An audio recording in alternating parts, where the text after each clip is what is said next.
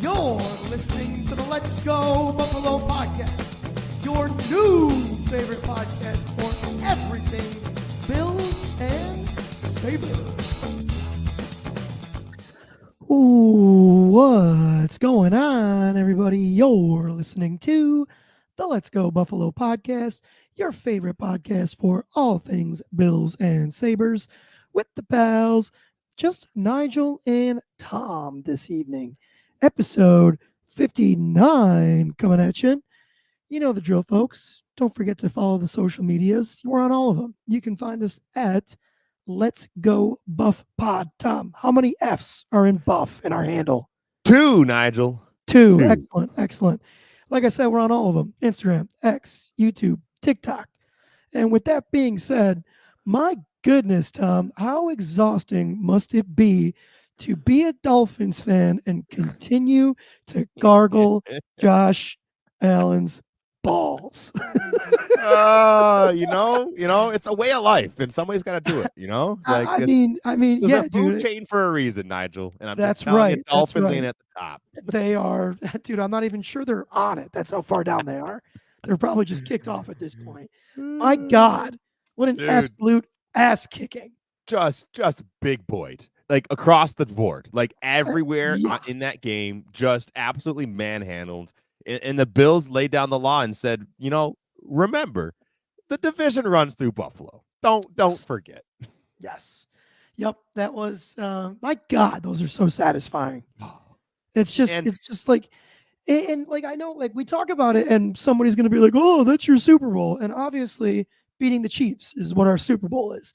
But it is just always so goddamn satisfying to just like Finns fans are like a mosquito that just like won't stop whizzing by your head, right? It's just like, right? And then you finally kill it. Occasionally one gets a little big, and then there's 2 of them. And Yeah, dude. But then you finally catch them and they're dead, and you're just like, thank God, dude. Jesus Christ. Yeah. Oh man, it's just so, you're right. It's so satisfying. And to be honest, we've been graced by the Bills to like give us a few of those satisfying games absolutely. To be honest, it's been at the hands of, the fate of the Dolphins the last like 2 years. Remember last year we played them right after they just hung 70 points on Denver.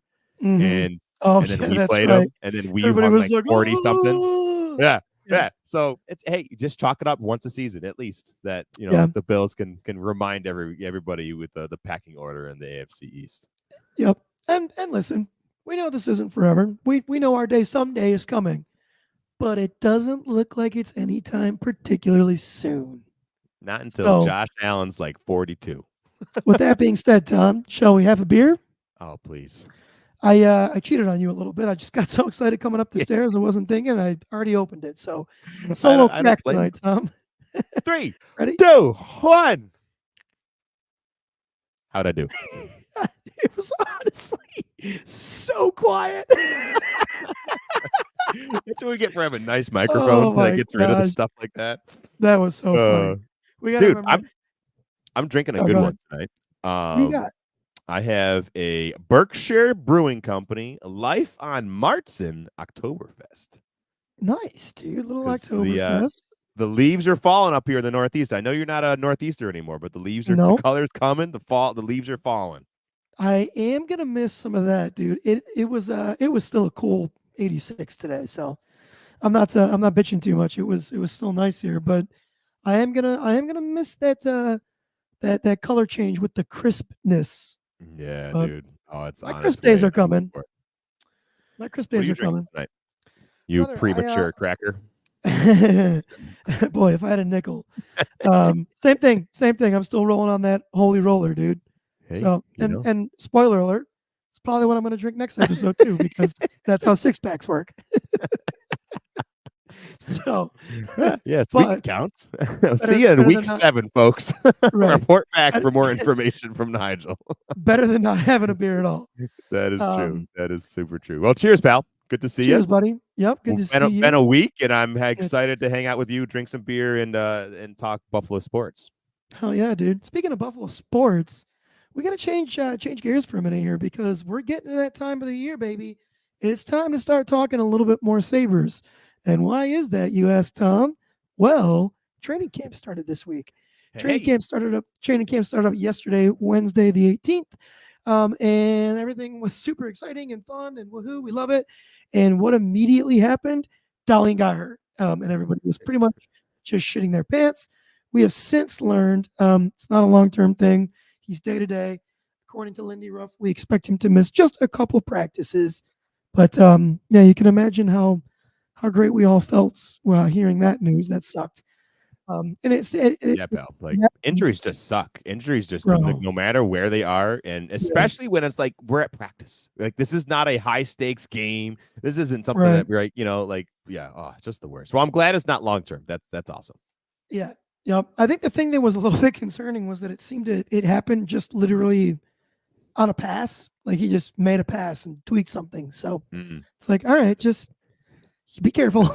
It's time to get maybe back in shape, baby. yeah, maybe a little bit more prep next time before you come into camp there, Dalsey. But it Yeah. seems like he's going to be fine. We got some interesting lines. So with Darlene out, the lines today went as follows. We had Paterka, Tomer, and Tuck on the first line there. The second line was Benny, Kulik, Cuzzy, and Quinner. So obviously that's four names there. The left wing spot was shared between Zach Benson and Yuri Kulik. Interesting that Kulik's getting some run in the top six. I personally still expect him to be in Rochester, but that being said, still cool to see him getting a fair shake at camp Right. um, Yeah. early Especially on getting the here. time with those lines in case he has to be called up. Right. This is like some Yes, some chemistry building experience. exactly. Um, so, yep, that's the second line there. Third line right now is Zucker, McLeod, and Greenway, which is pretty interesting there. I'm really, really happy to see Zucker not in the top six because I don't think that's the kind of player he is anymore. Okay. But I'm going to be honest, I kind of like that line there. I think that line is, at the very least, super interesting. And then the fourth line, we've got Beck Malenstein, Sam Lafferty, and Nick Abe Kubel, with Krebsy mixing in on the right wing spot there. So I should have specified as I read those. I was reading them from left wing to right wing. So Cool. yeah, Okay. but yeah, those are the forward lines that were at camp today. Pretty interesting. Defensive pairings again with Dolls out, Power and Byram, Sammy and Yoki, Bryson and Clifton, Ryan Johnson, Dennis Gilbert. So I would imagine once Dolls is in there, not exactly sure what the trickle down effect would be. I would guess that would put Power back on the second pair with Yoki, probably Sammy and Clifton in the third pairing, and then some combination of Bryson, Ryan Johnson, and Dennis Gilbert for a fourth pairing there. So yeah, definitely interesting lines. Nothing that's like crazy. I was super interested to see what Lindy was going to do with Zucker and Benny, Zach Benson, and I'm kind of glad to see it shake out the way that it did. Yeah, a little concerning maybe to have a 19-year-old in the top six, but I'd rather see that than Zucker, if I'm being honest, Yep. especially with what we saw from Benny last season. Tom, questions, comments, concerns about that? No, not really. It is kind of interesting to start seeing these different line combinations, and I'm gonna start paying attention to a bunch of that. The quick so what does training camp practice look like? Is it a lot of drills and situation specific like exercises, like, or Yep. is it a lot of just okay full game, 5-on-5? Like what's the Yes. All the above. Yep. okay? They're gonna do they so they're gonna have drills that are gonna be geared around specific situations, and then usually kind of what happens is they take those drills and they apply them to like game situations, right? So like they might work like just the first power play against air to start, and Sure. then they'll put it in there against an actual penalty kill and all that stuff. So that's kind of the way it goes. But they run everything. Lindy's Okay. going to implement a new system, so guys are going to be learning a new system. Learning a new system in hockey is nothing like learning a new system in football. Hockey is such a fluid sport that the systems are more or less concepts that teams try to implement on the fly. It's usually like just formations, like Like 2-1-2 is a popular one for in the neutral zone for teams and stuff like that. So it's just interesting to see the way the lines come together and all that fun stuff. But yeah, they're gonna do a little bit of everything Cool. for All right. sure. Yeah. Speaking of camp practices, they look like they're flat out fucking tough. Lindy's kicking these guys' ass a little bit. We're seeing guys do push-ups and sprints when they lose, in a drill. It's just that accountability factor. Seeing a lot of people on Twitter that are like, "Oh my God, he's treating them like they're kids or whatever." I want to tell those people to shut up because all we've seen from this team for the last several years is soft and a lack of accountability. And you know Yeah. what, dude? And there's not a whole lot that brings a team together like grinding through some shit a little bit. Like I remember conditioning drills in sports being some of the things that made me feel like I was closest with my teammates, just because we're all misery loves company, right? So Oh, that that absolutely. that shit allows the team to bond a little bit, and it's I'm all for it. And I think if you're one of those people that thinks it's stupid, I think you're soft, and I think you should shut up. Um, and yeah, it's just good to see these guys getting their ass kicked a little bit. Guys are bent, they're doubled over, they can't breathe. It's Yeah. good, I think. Yeah. Um, and then this is, this is the way this works, man. It's camp starts, then you have your first preseason game almost immediately. So, first preseason game for these guys. And actually, didn't I say it was Saturday, Tom? Yeah, You did. Yeah. Saturday the 21st. Saturday the 21st at 7 p.m. against Pittsburgh. So we'll get to see the Pens pretty early on here. Should probably mention, I guess, that Sidney Crosby signed a new contract. I don't care enough to even know what the details are, so I can't even tell you what they are. I don't like Sidney Crosby very much. I think he's kind of a bitch, but he's still very good. So he's not going anywhere, but he won't play much in the preseason anyway, maybe a game or two. But Yeah. Yeah. Yeah. Cool. so Well, hey, looking at all this, because now you're getting into the fun of the preseason, you're seeing training camp stuff. Who's a player that's a dark horse candidate for you, of somebody who's maybe doesn't have like a big role right now, but you think could come game 40? As we're getting into this season, it's like, oh wow, like this guy actually has more of a significant role on this team than we thought. you know what, this because you say dark horse. So I'm gonna say that guy is gonna be Sam Lafferty. I like Sam Lafferty a lot, dude. He's fast as hell. I've been on record a trillion times talking about that grit. He's just one of those guys that is a prick to play against. When you're a defenseman and Sam Lafferty's on the ice and the puck, you're going back into your defensive end to get the puck, Sam Lafferty's going to crunch you, right? But Sam Lafferty, Yeah. we've also, there's enough film out there of him being like real nice with the puck. So I think we might, it's that's a guy that I could see predicting like a pretty maybe a little bit more of an offensive pop than you're used to from that guy. Cool. Another What position? he's either going to play center or wing. He's a forward. Okay. I my guess is he's probably going to center the fourth line, but he could be on the wing too, and that would be Cool. fine. And then one more guy that I'm excited about. I'm really excited about Ryan McLeod. He was the one that came in the trade from Edmonton from Matt Savoy. I just like him a lot too. I think he could be a great player. So Cool. All right. those So are my names early to kind of guesses. watch as we go through training camp here. Cool. Yeah, for sure, dude. All right, should we transition into our sweet Bills, Tommy? Yeah. Can we talk about the game? Can we talk about the game? Can we talk about the game, Yes, Nigel? yes, Tom. You've been so patient. I'm so proud of you. Lead us in, Tommy. Hey, did the Bills win this week, Nigel? Yes, Tom. They won. 31-10, baby. Dolphins just walking home. I mean, we were in their house and just sent them packing. 31-10. It was a beautiful thing. It was a beautiful thing. Let's do our little fun game, and we get the ping pong here. We don't have to trade with Jake. Favorite things. My favorite thing, James Cook, baby. We're winning in a way that people weren't expecting us to. And there was a little bit of concern about James Cook. Is his usage really going to be what it was last year? Was he as effective? Are his hands, actually like just, wiffle ball hands and he can't catch anything? And the guy's showing up. He is playing really well. And the O-line is helping him tremendously, just creating space, just establishing a physical presence on the O-line and a dominance that continues from last season. And we were concerned with the turnover, with Mitch Morse leaving and Ryan Bates going to Chicago and new names on like this offensive line that Aaron Cromer has put together is showing up again, and it looks awesome. So I am just so pumped for the offensive line physical dominance that led to James Cook just cooking away. Just love it. Hell yeah, dude. Yeah, he's popping off. No two ways about it. I would say my first set of roses to give out here, man. It's got to go to the defensive secondary. I mean, good God, dude. And we'll get into some specific stats about the opposing wide receivers and their stats or lack thereof. But I mean, dude, Jamarcus Ingram, like, come on, your first game starting, and you have 2 picks. One of them's a pick 6.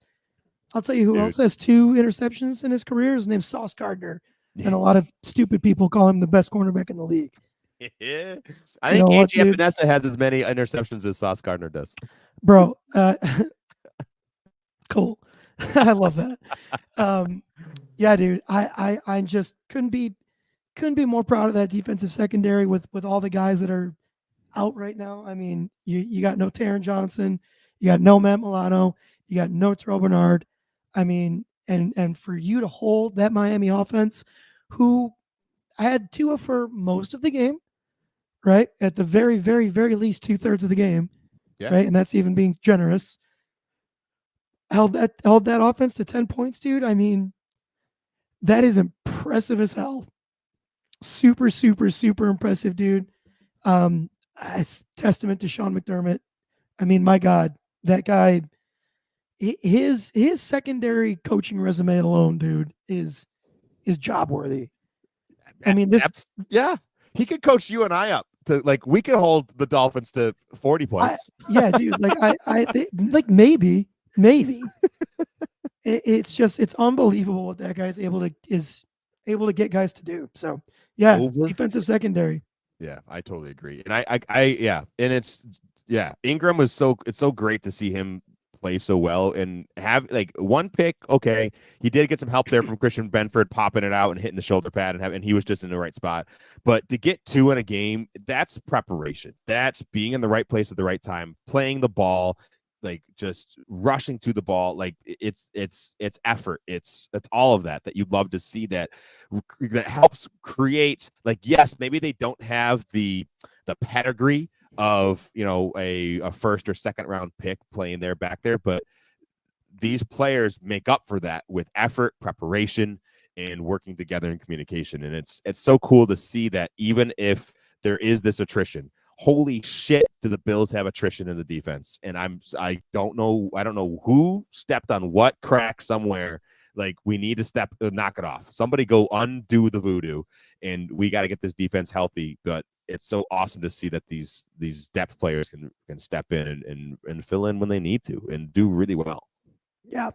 And dude, you said a really important word there, the effort word. And just to touch on Jamarcus for another quick second, like, yeah, he got some help from Benny on the peanut punch there, but I mean, dude, like, it's still, that's still a guy, like you said, effort flying to the ball, right? Like it would have been super easy for Jamarcus to be like, oh, well, that's not being thrown to my guys, so let me let off the gas. But no, he flies to the ball and he gets rewarded for it, dude. So like, yeah, I guess technically he did get a little bit of help, but that's still a guy being a dog. Yeah. So I love it. Yeah. I love it. Unreal. I love seeing Josh just playing some of the most mature quarterbacking I've ever seen him play. It's only 2 games. It's a small sample size. So there is still lots of season to be played, but all indicators point to Josh playing the smartest, most mature quarterbacking that we've seen him do. The guy is, like, clearly in the Arizona game, he had to put the Superman cape on. He did, right? He busted it out and did what he needed to do in a couple of those plays, especially those rushing touchdowns. This past game, he just did what was asked. He played the scheme. He read the defense. He made good decisions. He took care of the ball. Well, you know what? The voodoo, the superstitious part of me is not really going to say this too explicitly, but Josh is taking care of the ball better than every other quarterback that we see in the National Football League right now. He's doing great taking care of the ball. Hell yeah, dude. And it's nice to see that, right? Because this past offseason, what was the constant, incessant knock on Josh Allen? It's turnovers, right? And understandably so. He throws a lot. And we've talked 100 times about how we in Bills Mafia, and I think I speak really for most everybody in the sense that we'll take it because this is just what you get with Josh Allen, right? Mhm. You can't take the good, well, or so we thought. So far, we're being proven wrong. But, you know, prior to this season, our thought was just, you can't take the good without the bad, right? And because the good outweighs the bad so much, you just live with it. Well, starting to think maybe there's a world where I can have my cake and eat it too. Yeah, I think there You is. know? And I would like So this world to know that this podcast, the Let's Go Buffalo podcast, is pro Patrick Mahomes has a turnover problem. Just saying. Go watch his 2 games. Go check his stat sheet because it's not good. Patrick uh, Mahomes has a turnover problem, and I'm just gonna start we saying it here every week. we might have to clip that one. Please, yeah, please do. I'll paint my name on it. Oh, Tom, you are my favorite always, dude. Yeah, I know. Let's see. Yeah, and then so one more offensive thing, or just favorite thing, and I guess it kind of ties in with Jimmy Cook, but offensive line, dude, specifically, bro, I'm not sure if there's a better set of tackles in the NFL than Deion Dawkins and Spencer Brown right now. Bro. These two guys are bullying men, and I wanna talk about Deion Dawkins specifically right now. Specifically, excuse me. You gotta watch some highlights. Just watch the last game, and you could even just like do the standard YouTube highlights. Look at the way this guy is lining up, right? So It's typically, it's comical. it's crazy, dude. Typically, tackles like want to line up. I would say it's right around half a yard. I would say behind where the ball is going to be snapped. And the reason tackles want to do that is so that they give themselves a little bit of extra cushion to handle really speedy defensive ends, right? And speaking of the Chiefs, you got Jawan Taylor like practically right next to the running back. He's so far back, the right tackle for the Chiefs.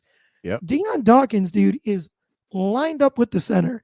This guy trusts his technique so much that he's not willing to concede that space. He wants to get his fucking hands on you ASAP and trust his athleticism enough to the point where he is not even a half yard back, dude. He is lined up on the ball.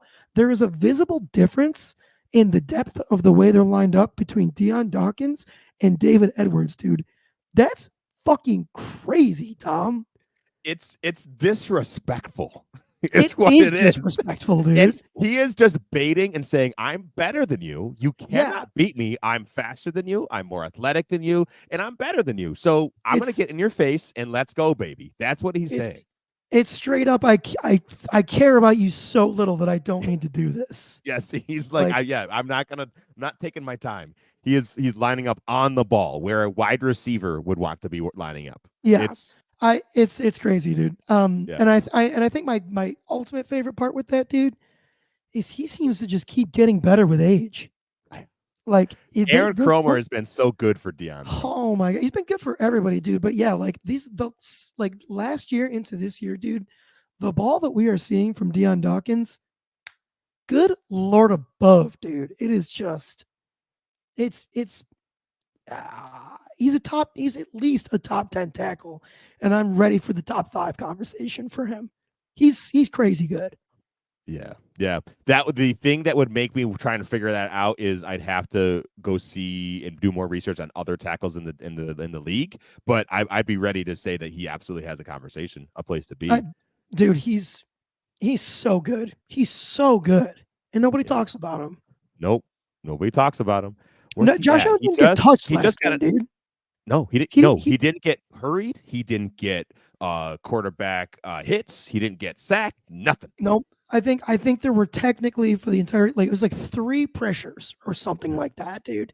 Like And you want to give Josh Allen time? yeah, good Sure. luck Have beating fun. 17 with that, dude. Yeah, And to be honest, facts. we didn't even need him, right? We didn't win because of Josh Allen this last Dude, he game. had like 140 passing yards or whatever.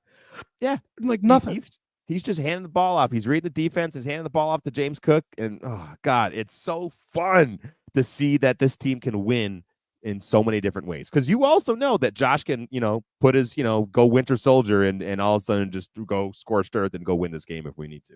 Like Facts, that's dude. also in the cards. Yep. So just sign me up, bro. What a start. Um, I had a thought. Oh, hey, do you want to see my new addition to the podcast set? Yes, I Right back do. there. Yeah, there's a Talk nice, to me about it. pretty little. It's a tiny little whiteboard, but it's a back there. Jake, I know you're not. You might be listening to this. Jake is currently overseas, so hopefully he listens to us on the flight home. We have a sack counter in the back because oh boy, are we excited about this D line. Group currently has 3. Ed got 1. Yes, and then Vaughn got another one to add. So his total for the season is 2. So we have 6 sacks from our 3 bold predictors, and just so cool. I'm very proud to finally pull out my Von Miller jersey out of the closet. It's been hiding in the back of the closet for probably about a year because last year was not pretty. We knew he was coming back to the ACL, and everybody was disappointed. And I'm ready to wear this with pride again because that guy is playing really well. I think it's very smart how the coaching staff is using him. He's playing like 30 to 40% of the snaps, which is very low for Von Miller. Historically, he was 60, 70, 80% of the snaps. He was on the field all the time and wanted to be involved because he could, and he was able to affect the game that way. The coaching staff is now using him in a really smart and intelligent way where they're using him when they need him, and he is being effective. He is one of the highest pass rush win rates. So difficult to say in the league. He's just is so incredibly efficient with his work, and he's really affecting the game. Yeah, dude. The we talked about it prior to the season, dude. And the part of the conversation was if Von Miller is effective, right? That could be the X factor for this defense, right? Mm-hmm. Now the X factors could be different because that was before injuries to Matt Milano and Bernard and all that fun stuff. But I want to read you a quick stat. Von Miller generated all 4 pressures and a sack on Thursday Night Football. Every one of his pressures got to the quarterback in under 2.5 seconds. So that is his fastest time since I believe 2022 or 2021. So, Wow. dude, if you're getting to the quarterback in under 2.5 seconds, I mean, good night. You're gonna affect the play. You might not. You're gonna affect sack, the game, but you're gonna affect the play and the decision making of that quarterback. 100%, dude. So, yeah, Von Miller, fucking keep it up, big dog. That's dude. That's all I have to say about that. Yep. Now, just and kind of close that out, I think we just also have to just give some kudos to just the coaching staff. I think they coached a great game. They coached circles around Mike McDaniels. That guy he's been lauded as this great offensive mind and one of the up and comings. And he also got big boyed this last week and just kind of brought to school. So shout out Babich, Brady, McDermott, all those guys. They prepared this team really well on a short week with a familiar in-division game. Like that's a big deal. So they outplayed and outstaffed, outcoached everything this game. It was awesome to see. 100%, dude. Yeah. Yep. Really, really, we're lucky to have this coaching staff. I don't know. I mean, clearly Sean can coach, right? We saw that with the defense last year when he was the defensive coordinator, right? And clearly we've seen that with Carolina, when he was in that position that got him the job with the Bills. And people want to knock his ability to actually coach. And, we can see the elements of his abilities to coach, right? We talked about the secondary. Is he an offensive mastermind? Nope, probably not. But I don't think he would tell you that. And in addition to the absolutely elite defensive coaching that you get a guy that is like, not to get like political, but it's the kind of guy that I like really respect, and I wish it's the kind of person I wish the president was, right? Yeah. Yeah. is like somebody that you just Somebody respect the ever living shit out of. you look up to him, you trust him, and you Yeah. respect his decisions, you respect what he has to say, and yes, absolutely, Yes. completely agree. Carries himself like a mature adult and a legitimate leader of men. Yeah. Right? Which I think has to be a tough thing to do. I mean, when you're a coach in the NFL, you got to remember, dude, like you're supposed to be in charge of these guys that are 6'5" and 320 pounds, right? Like, Who and have all the money in the world, yeah, you know? right. So like, it's I don't know, man. And I think that's one thing that you get with Sean McDermott is a guy that is a legit leader of men and establishes a elite culture. And I know we've talked a lot of shit about Sean McDermott, and he's not without his faults, right? Hand up. I don't think anybody on this podcast has ever outright called for his job. We've had him on the hot seat, at least I have. I think maybe someone's going to find a clip where I legit called for his job. I know it. Probably. I don't think I have. Maybe I have. I don't know. But it's easy to say when we're 2-0 and we look really, really good that Sean McDermott's crushing it, but you have to remember the things that he does really well, and they are important. Absolutely. And then you find an OC like Joe Brady who's pretty in his bag right now, dude. I mean, he's got a couple calls a game that I don't love, but I mean, shit, dude. That fourth down play to James Cook. We got to go back to that, and we got to talk about the situation. It was 4th and 3 in the red zone. Could have easily been a field goal. Right? Could have been a field goal. 4th and 3, a long 3. Sean McDermott, they go up to the line. They call a timeout. They see the Dolphins coverage. I see him go to the sideline, and I'm convinced that they were just trying to see, do they get the look, the perfect look, and they were going to go for it. And then, they were maybe going to come out and kick. Josh Allen comes jogging back up to the line. They're freaking going for it.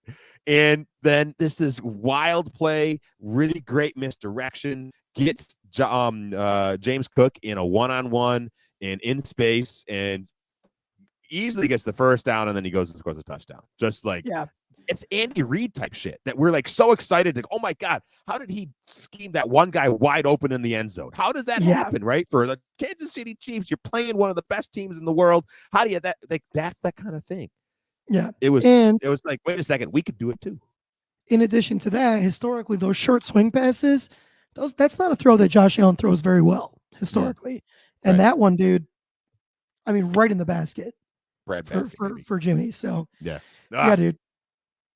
Awesome. So awesome. Pretty awesome that this was the game that we won. Going 2-0 into at this point is pretty significant, especially because we predicted that the Bills would split with the Dolphins, and it's pretty good that we won the one down in Miami. Like, that's a good start because next time we see him, we're gonna have him home in our space. Like, that's a great advantage for us. So a great start. We're now taking things down to week 3. Jacksonville is coming back up to Buffalo. Monday Night Football, 7:30 for you folks. There's actually 2 games on Monday, so it's 7:30 Eastern, 6:30 for Nigel and Nigel time. Get your own time zone. I like that. Yeah, you're welcome. And so Jacksonville's coming to town. This is a team who is also kind of reeling. They're 0-2. This is a team who everyone kind of still expected that it was Trevor Lawrence. It was this team that had kind of, going in midway last year, they were in line to get the number 1 seed. They had an opportunity to lock up the number 1 seed, and then it fell apart. So there were still high expectations for this team. And at this point, 0-2, statistically, 0-2 is incredibly difficult to make to the playoffs. So this team is backed up against the wall, and we got some things to kind of contend with. So what are your thoughts on keys of the game here, Nigel? I think one of the sort of keys in this is a weird one because it's kind of out of the Bills' control. Which Trevor Lawrence are we going to get? Right? Like we're seeing, I think one of the things that is odd with Trevor Lawrence, and now I want to backtrack and say this real quick. I think the offensive lines that Trevor Lawrence has been asked to play behind since he's come into the league have frankly been insulting. If I'm Trevor Lawrence, I'm banging on the GM's door and I'm going, dude, what the fuck? Like, what do you expect me to do? Right? Like, because, dude, I don't know. I mean, that film of him from Clemson, it's just not translating to what we've seen from him in the NFL, and we've seen flashes of it. But I really do think that I just feel like he's a victim of his situation. That being said, I've heard the Locked On Jaguars podcast guy compare Trevor Lawrence to Jay Cutler. Why does he compare him to Jay Cutler? It's that variance, right? Yeah, Because, yeah, well, no, hold on a second. Because there are games that we've seen, like I can think back to some Bears Packers games where Aaron Rodgers was playing his balls off and he was right here. But, bro, Jay Cutler was right there, like a notch no, you're below. right. You're right. You're right. And then we've seen some games from Jay Cutler that make you do what you just did, Tom. And Yeah. I think that's probably the overarching feeling about Jay Cutler. But I mean, you can't completely disregard some of those games where he was on because he was a legitimate monster. Um, and you know that this the disparity with Lawrence is maybe not quite that extreme, but it's extreme enough to the point where the question is worth asking: which one are we going to see?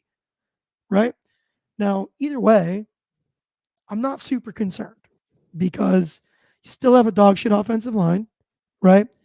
We haven't seen very much from Christian Kirk, not a ton at least. Haven't seen much from Gabe Davis. He had a decent week one, but I mean, I don't know. All that being said, we have some kind of affinity for losing to the Jaguars in really ugly and shitty ways. So it's difficult to it's that I think that's the biggest key overall. Aside from which Trevor Lawrence are we going to get? Can we exercise the demons? Right? Can Yeah. we shake off the stink and handle our business and go take care of a Jaguars team that on paper, I think is lesser, but is absolutely lesser right now in terms of play in the first 2 games of the season. Yeah, no, completely agree. I think the big keys, and this is kind of funny. This keys to this game feel very voodoo.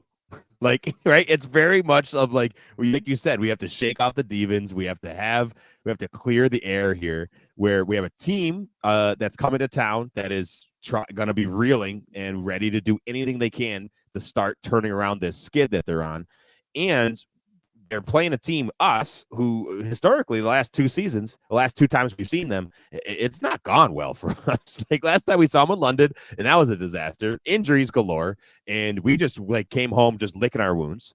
And then we also saw them during the Urban Meyer year, who was a joke of a coach, and we somehow lost 9-6 and couldn't score a touchdown, only could kick field goals. It was insane. It was clearly something happened where the preparation was weird. Something was happening. So I'm hoping that this coaching staff and the veterans on this team who have been part of those games are ready to be like, this isn't happening. We are coming in. We are taking this incredibly seriously. We're going to take care of business, and we need to send them home with their third loss, and we need to go riding off into week 4, getting ready for Baltimore. Yeah. Sorry, do you have thoughts there? No, man. It's just yeah. It's voodoo. It's voodoo. Yeah. It's I think and which is weird. Usually there's like specific things that we will talk about that, hey, this is what happens. This week just feels very just in the something's in the air. We gotta figure it out. yeah.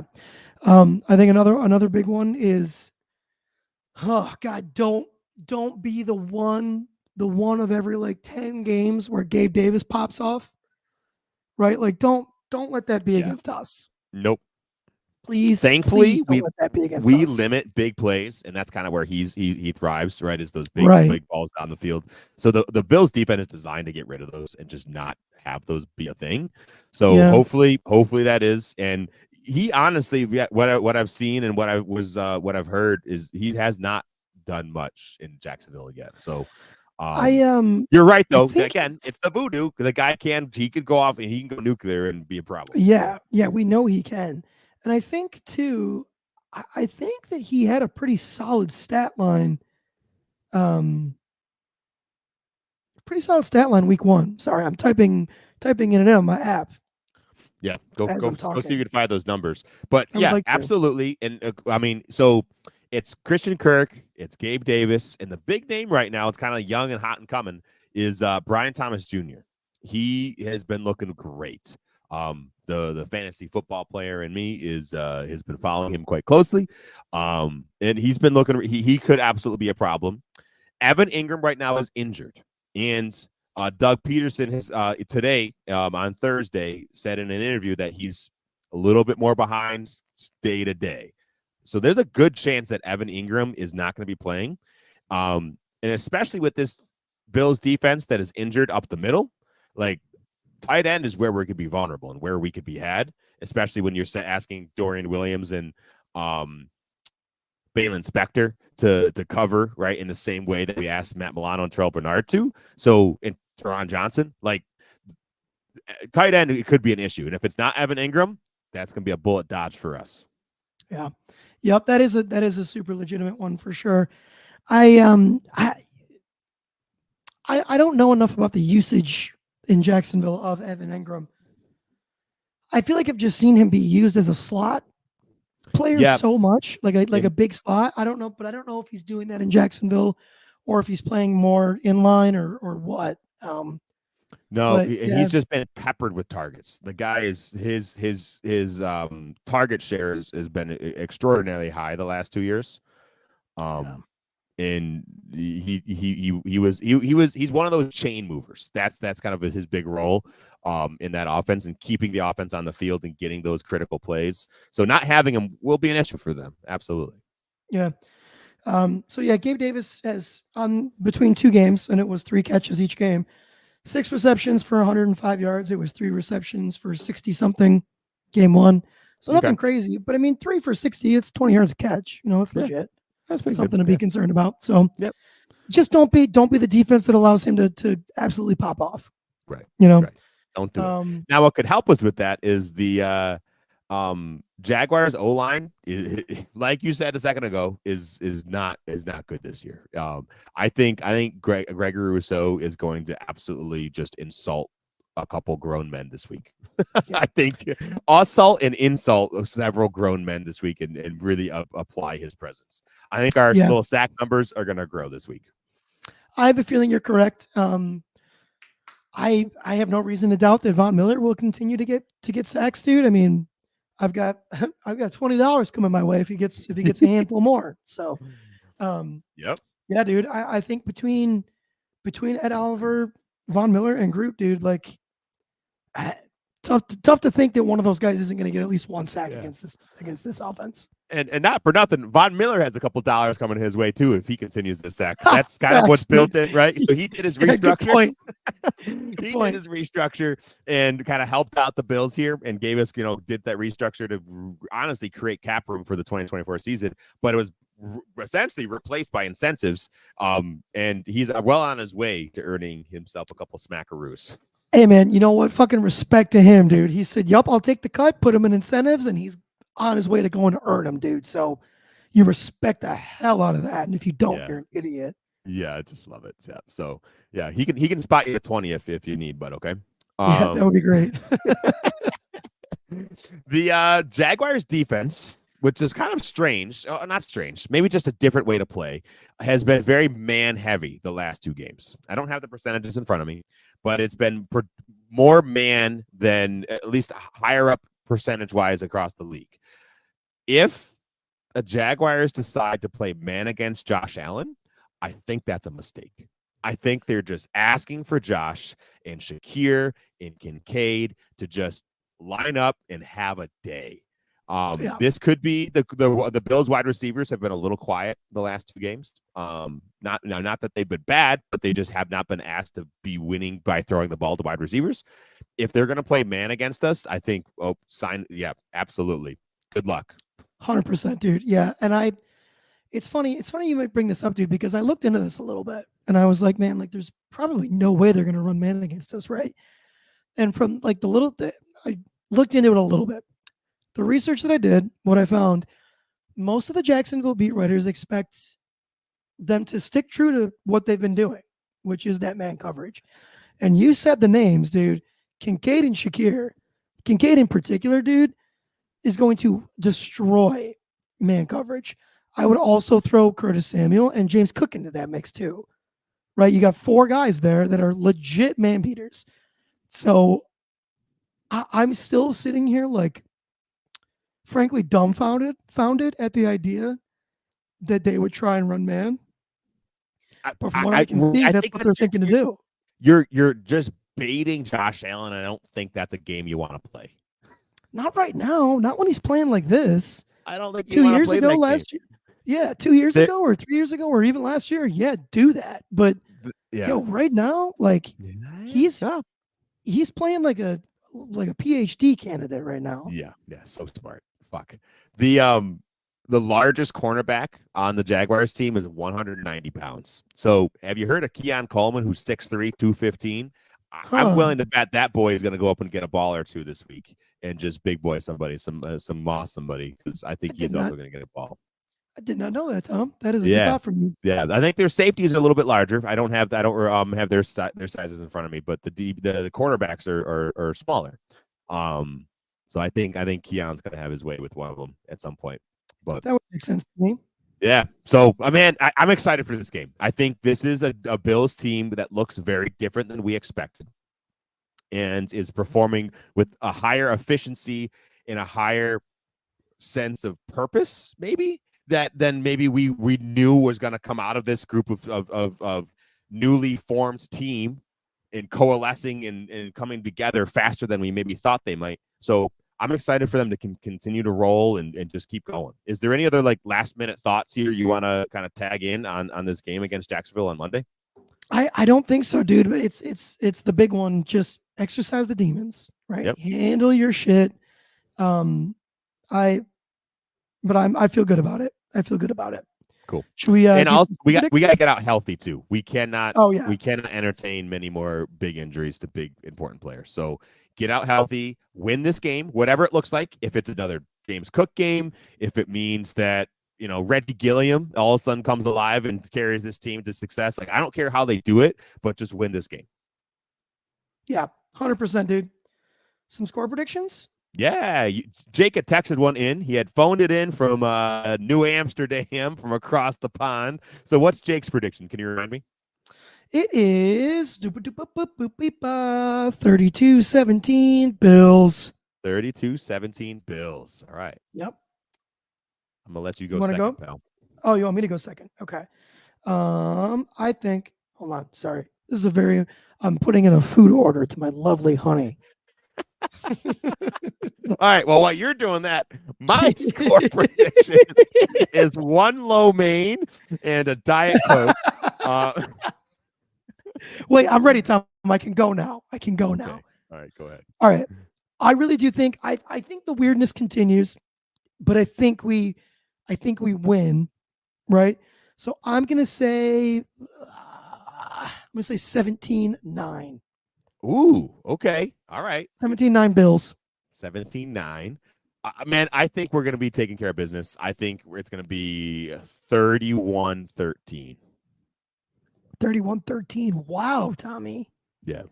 Yep. Hell yeah. I think we take care of business. We shut that down. And we I hope you're goddamn right. With a solid win. Yep. That's a big margin of victory that maybe is bold, but that's okay. I don't think it's out of the question, dude. Yeah. And I guess one more real quick, tiny little prevailing thought is we're 2 weeks into the season. Heads are being turned towards the Bills. People are saying might have counted them out just a hair too quick. And that's all I'll say. Yeah. You know what? Welcome to the crowd. They're gonna have to get in line is the problem. That's the issue. Correct. Yeah. So, all right, folks. Well, hey, thank you so much for hanging out and listening in. And hey, Tom, take us out of here. Thank you all from the bottom of our hearts for spending some time with us. Please give us a like and a follow on Instagram, X, TikTok, and our YouTube channel at Let's Go Buff Pod. These are my pals, Jake and Nigel. My name is Tom, and you're listening to the Let's Go Buffalo podcast. We're sending you love wherever you are. Go Bills, go Sabres, let's go Buffalo.